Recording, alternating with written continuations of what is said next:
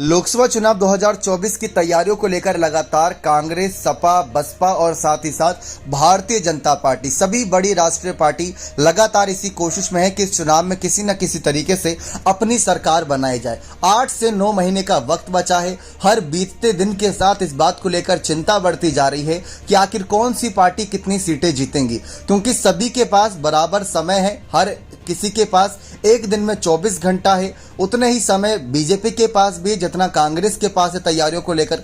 राहुल गांधी लगातार जमीनी स्तर पर है, लेकिन मायावती जमीनी स्तर पर दूर दूर तक नजर नहीं आ रही। जब बात मेयर पद के चुनावों की थी, नगर निकाय चुनावों की थी उत्तर प्रदेश के, तब भी मायावती जमीनी स्तर पर नहीं उतरी, लेकिन सबको इस बात की उम्मीद थी कि मायावती की पार्टी ज्यादा से ज्यादा सीटें निकाल लेंगी। जब मेहनत नहीं किया तो फल कहां से पाएंगे। लेकिन मायावती की रणनीति यह है कि अपने भतीजे आकाश आनंद, अपने लोकल नेताओं पर भरोसा करके चुनाव जीता जाए, जो कि शायद इस बार मुमकिन होता नजर नहीं आ रहा है। जैसा कि पहले देखने को मिला जब कांशीराम थे, तो कांशीराम के समय किस तरीके से नेताजी और कांशीराम ने मिलकर सरकार चलाई उत्तर प्रदेश में, लेकिन लोकसभा चुनाव के वक्त भी उनकी सरकार को बहुत अच्छी सांसदों के तौर पर सीट मिलती थी।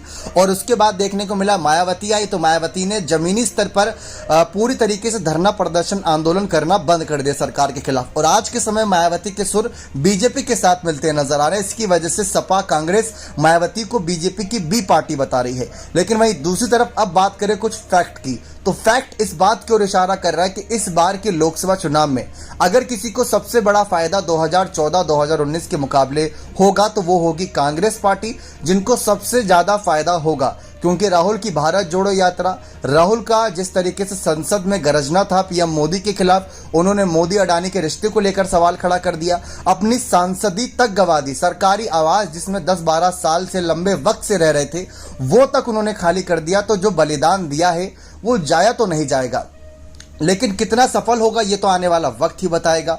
अब बात आती है मायावती की। मायावती ने ऐसा कौन सा बलिदान दिया है जिसकी वजह से उनको ये वरदान मिले कि हाँ, आपकी पार्टी 10 सीटों से 20 सीटें या 30 सीटें या 40 सीटें उत्तर प्रदेश में निकाल लेंगी। ऐसा क्या आपको नजर आ रहा है? बहुत कम चांसेस हैं। तो कांग्रेस को सबसे बड़ा फायदा होगा अगर राष्ट्रीय पार्टी के तौर पर देखी जाए, और बसपा को सबसे बड़ा नुकसान होगा। इसके पीछे की मुख्य वजह है कई सर्वे। जी हाँ, सर्वे इस बात की ओर इशारा कर रहे हैं, और आप सब भी भली भांति जानते हैं कि सर्वे हवा में नहीं होते, सर्वे जमीनी स्तर पर किए जाते हैं, और उसी के आधार पर यह तय किया जाता है कि आखिर किसकी सरकार कितना आंकड़ा छू पाएगी।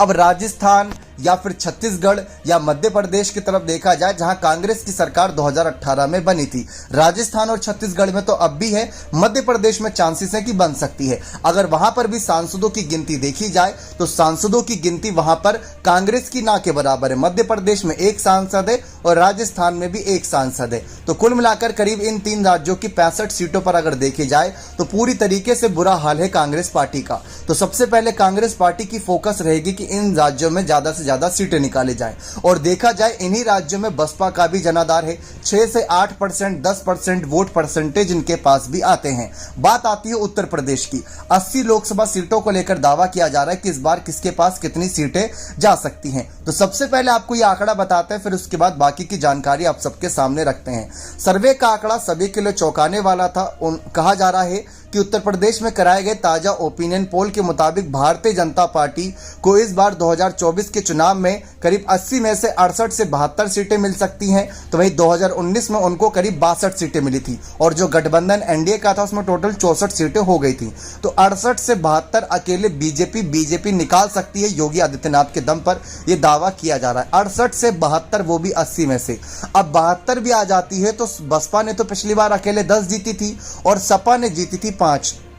इसके बाद कांग्रेस को एक ही सीट मिल पाई थी, जो कि सोनिया गांधी की थी, रायबरेली सीट, और अमेठी सीट उन्होंने गंवा दी थी। अब ओपिनियन पोल के अनुमानों के मुताबिक प्रदेश की मुख्य विपक्षी पार्टी सपा और बसपा, सपा की बात करें तो उनको 4 से 8 सीटें मिलने की अनुमान है। 4 सीटें किस लिए? 4 सीटें सफाई परिवार के बड़े सदस्यों के लिए, जिसमें शिवपाल हैं, जिसमें अखिलेश यादव हैं, जिसमें डिंपल यादव है, जिसमें अक्षय यादव हैं, धर्मेंद्र यादव को लेकर थोड़ा सवाल है, एसटी हसन हो गए, शफीकुर रहमान हो गए, मतलब ऐसे कुछ चेहरे हैं जो लगातार जीतते आते हैं, जिन पर उम्मीद जताई जा सकती है। अब बात करें यही बसपा की, तो बसपा को लेकर कहा जा रहा है कि बसपा को सबसे बड़ा झटका लगेगा, सिर्फ एक भी सीट नहीं मिलने की संभावना है। 2014 में भी जीरो पर थी, बसपा और सपा का महागठबंधन हुआ तो 10 सीटों पर आई बसपा। अब वही महागठबंधन टूट चुका है तो अब फिर से जीरो पर आ जाएगी। तो वही पुरानी कवायद और वही पुरानी ख्याल के साथ अगर बसपा चलेगी तो बुरा हाल होगा। कांग्रेस की बात करें तो कांग्रेस अपनी रायबरेली सीट ही बचा पाई थी, लेकिन इस बार उम्मीद है कि अमेठी वाला गढ़ भी इस बार हथिया लिया जाए, जो कि बहुत मुश्किल चांसेस है, लेकिन अगर जीत जाती है तो करीब 2 सीटें मिलने के चांसेस यहां पर कांग्रेस की भी जताए जा रही हैं। तो इस तरीके से उत्तर प्रदेश की यहां पर तमाम सीटों को लेकर सवाल खड़े हैं। लेकिन कहा यह जा रहा है कि अगर 72 सीटें अगर जीत लेगी कांग्रेस पार्टी, बीजेपी जीत जाती है तो अपना 2014 वाला रिकॉर्ड तोड़ सकती है, क्योंकि 71 सीटें 2014 में करीब जीती थी, लेकिन इस बार 2 या 3 सीटें इसमें इजाफा होता नजर आ रहा है और गठबंधन के साथ तो ये और भी आंकड़ा बढ़ सकता है। अब देखा जाए कुल मिलाकर तो यहाँ पर तमाम बातें इसी बात को लेकर चर्चाओं का विषय बनी हुई है कि आने वाले वक्त में मायावती अपनी रणनीति कैसे सुधारेंगी। क्या सचमुच मायावती ने कहीं ना कहीं लोकसभा चुनाव, प्रधानमंत्री चुनाव से पहले हथियार डाल दिए हैं? एक तरफ बसपा के तमाम समर्थक, तमाम सांसद इस उम्मीद में बैठे हैं कि मायावती प्रधानमंत्री बनेंगी। दूसरी तरफ ओपिनियन पोल ये दावा कर रहा है कि उत्तर प्रदेश में मायावती की पार्टी को एक भी सीट नहीं मिल सकती। अब आप खुद बताइए दर्शकों कि क्या ऐसे में मायावती को अपने साथ विपक्ष रखेगा? विपक्ष की अगली बैठक को लेकर दावा किया जा रहा है कि पिछली बैठक में करीब 17 दल साथ थे, लेकिन उन्हीं दलों में इस बार 7 और दलों का इजाफा होने वाला, यानी टोटल 24 दल होंगे, जो कि कर्नाटक, केरल और तमिलनाडु जैसे अन्य राज्यों से जो साउथ की तरफ है वहां से जुड़ते नजर आएंगे। और वो अगर जुड़ेंगे तो उनकी मजबूती रहेगी और उनको इस बार संदेश भी भेजा गया है विपक्षी दलों की बैठक के लिए। इसी वजह से बैठकों की जगहों को लेकर भी तमाम सवाल खड़े हैं। तो कांग्रेस मजबूत हो रही है, सपा अपने वही रास्ते पर चल रही है जो रास्ते पर चलती आई है। अगर 5-6 सीटें सपा निकाल लेगी तो उसके लिए गनीमत होगी, वरना अखिलेश, डिंपल, शिवपाल और अक्षय हो गए, साथ ही साथ यहाँ पर तमाम बड़े और नेता हो गए, उनसे उम्मीदें रहेंगी। लेकिन नीतीश कुमार की बात करें तो बिहार में उनसे काफी उम्मीदें रहेंगी कि इस बार 40 सीटों में वो कोई बड़ा खेल करे। पश्चिम बंगाल की 42 सीटों पर ममता बनर्जी से उम्मीद रहेगी, क्योंकि अगर मायावती से उम्मीद टूट रही है तो स्टालिन हो गए, ममता बनर्जी हो गए, नीतीश कुमार हो गए, अरविंद केजरीवाल हो गए, शरद पवार हो गए, ऐसे कुछ बड़े नेता हैं जिनसे इस बात को लेकर उम्मीद रहेगी कि हाँ, ये थोड़ा सा कहीं ना कहीं अपना पूरा जोर लगाकर इस बात को लेकर ये बात साबित करे कि हाँ, आने वाले वक्त में लोकसभा चुनाव में जो दावा नीतीश ने किया था कि बीजेपी को 100 सीटों पर रोकेंगे, वो सच हो जाए। अगर बसपा के खाते में सीटें नहीं जाएंगी तो कांग्रेस कोशिश करे उत्तर प्रदेश में ज्यादा से ज्यादा सीटें निकाले, क्योंकि प्रियंका गांधी का नाम उत्तर प्रदेश से जुड़ा है। प्रियंका गांधी एक बड़ा चेहरा मानी जाती है, उत्तर प्रदेश में प्रभारी है वहां की, तो इतनी बड़ी भूमिका तो बनती है कि उत्तर प्रदेश की 80 लोकसभा सीटों में से कम 10-15 सीटें निकाले, जो कि बहुत मुश्किल है, लेकिन नामुमकिन नहीं अगर कोशिश की जाए तो। बाकी कोशिश तो कांग्रेस कर ही रही है। कांग्रेस से उम्मीदें ज़्यादा है क्योंकि कांग्रेस की अलग अलग राज्यों में सरकार बनी है, कर्नाटक, राजस्थान, छत्तीसगढ़, हिमाचल, अब मध्य प्रदेश में भी चांसेस हैं। तो अगर इन 4-5 राज्यों की कम से कम 70-60% सीटें भी सांसदों की आ जाती है तो कांग्रेस बहुत बड़ी मजबूती प्रदान करेगी।